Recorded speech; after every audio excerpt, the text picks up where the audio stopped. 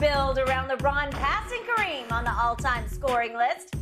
SA.com is contrasting how different it looked back in '84 when Kareem initially set the record. One LA Times reporter says it was underplayed at the time, and James Worthy described it as, quote, hit the hook shot, thank you for the basketball, let's go back to business. Shannon, how different will tonight be if it happens tonight, or Thursday if it happens Thursday? Hell, 40 years different. A lot of things have changed in 40 years. There's something called the camera phone. There's something called the internet. Yeah. Skip, as a matter of fact, let me tell you how unimportant this record was at the time. Did you know Jerry Buss actually skipped the game? Skipped the game. The only special guests in attendance were Kareem's parents. David Stern was the only NBA official in attendance at the game. Dr. Jerry Buss. Skip the game. The owner of the Los Angeles Lakers. Skip, is different now. The game will be broadcast live to more than 200 countries. Its games routinely get beamed into the living rooms of China, India, Europe, Africa, and the Middle East. That's unbelievable. As a matter of fact, you know what, Skip? The computer was in its infancy. I don't know if you remember this, but there was a computer, the Macintosh, 1984.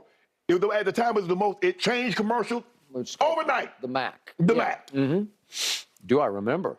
Yep. I was asking my producer, Ash, I said, you remember? I said, hell no, you don't remember. You hadn't even thought about it in 1984. No, let alone it might as well be 1884. It right? was. Yep. Skip, if you go back and look at games, you look at games from 2010, they look like they were shot in 1970. The way technology in 4K and megapixel has made things look like, man, that wasn't but like 10 years ago. It looked like it was 40 years ago. It does. So, yes, and because of who's actually breaking the record, because of his historical significance, it's kind of like Steph Curry, Skip, when he broke the three-point record. That was the traveling circus. They're like, well, man, you know, Steph, at any given moment, he could hit 13, he could hit 15, and they travel around and around. That's the three-point shot record. Can you imagine the all-time leading scorer in NBA record, the history? What that's going to be like? Absolutely. Because you know what? If you're in attendance, you're going to say, I was at that game. And if you watched it, you're going to say, I remember where I was when LeBron James became the all-time leading scorer. You will. So, absolutely, Skip. It's a different time now. 40 years. And guess what? If somebody breaks this record, they might stop the game. They might stop the game and have like a 30-minute celebration 40 years from now. Because that's how far we've advanced. Technology has advanced. The appreciation for records have also advanced. I don't remember, I was a young kid when Hank broke the record, I think in '74. You could remember, but so what was that celebration compared to when Barry did it? I was watching it live on my little tiny black and white TV in my dorm room at Vanderbilt studying for finals. That's what I was doing. Right. And I don't remember. But you was at Barry's when he broke the record, right? There. Yeah. It was unbelievable. Which record? The 73 or the home run, the all-time home run record? No. I was at ESPN. By then. Yeah, but watched it live, obviously. Right. April 5th, 1984. This game was telecast live on USA Network, which at that point was known for cartoons and some talk shows, but mostly cartoons. So it was a cartoon show on the Cartoon Network, right? Yeah.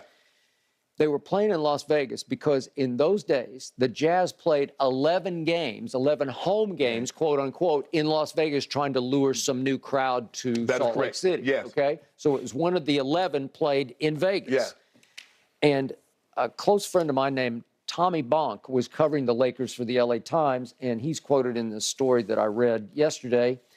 As Tommy said, I didn't think it was that big a deal. Well, nobody did, because I told you I was closely covering Lakers versus Mavericks. I was in Dallas, and it was a burgeoning rivalry that was going to hit the fan in 1988 when they went to the Western Conference Game 7 of the finals to get to the NBA Finals.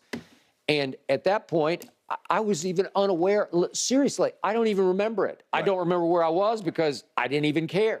Because it didn't get publicized. It didn't become a national moment. No.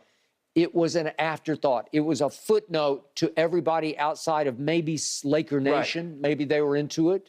I don't know, Skip. Do you remember when Walter Payton broke Jim Brown's record? Was there a celebration? I think they gave him the football and he waved and walked out. It doesn't ring a bell. But we didn't know how to do it. And then you look at Emmett, when he broke the record, Jerry Jones came out on the field, he wore like 4 jerseys, he changed jerseys every quarter.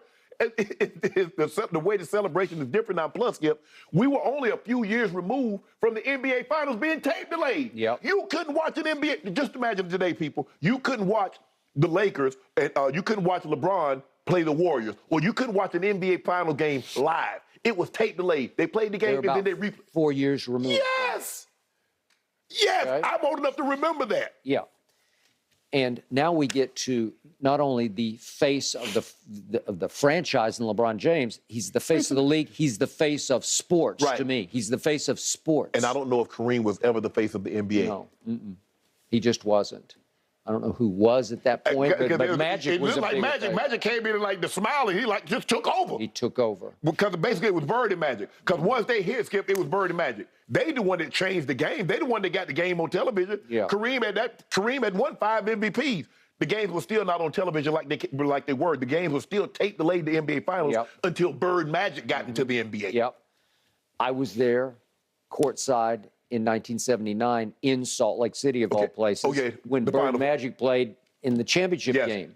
And the magnitude of it didn't wash over me. I wish I could look back now, and I wish I could have known then what I know now, because it changed everything. It changed everything. And it didn't hurt that you had a black player and a white player. It didn't hurt. No.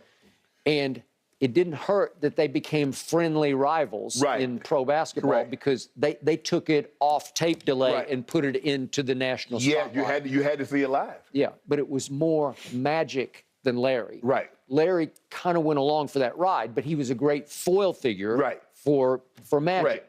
But it was Magic's million-watt smile. His personality. That did it. Yes. It didn't hurt, Skip, that they both landed in the 2 most bitter rivals in the NBA. I don't. You couldn't script it any better. I mean, maybe you could do New York, L.A., but no. Historically, it's Boston, L.A. Yes.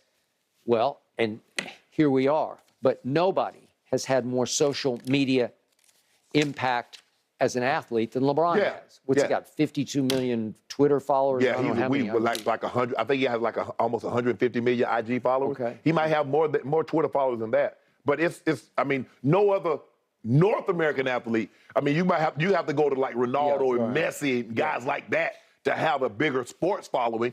I mean, Ronaldo has 500 million. Yeah. So it's going to make this moment even bigger than it probably is. Yeah. In the big picture, because it is LeBron, and it is now. Yes, yes. It's different, Skip. It's different than 1984, trust me. Very different. Games are being broadcast now in over 200 countries when it comes to the NBA. So there are going to be millions of eyeballs on this record-setting You hear night, the call in Brazilian and Chinese and Japanese. Yep. All right, guys, what do you think is LeBron's top moment of his career? I know there are a lot of choices. Yeah. Let's dive in. Let's get your opinion on the other side of this break. We got another 2 hours for the show?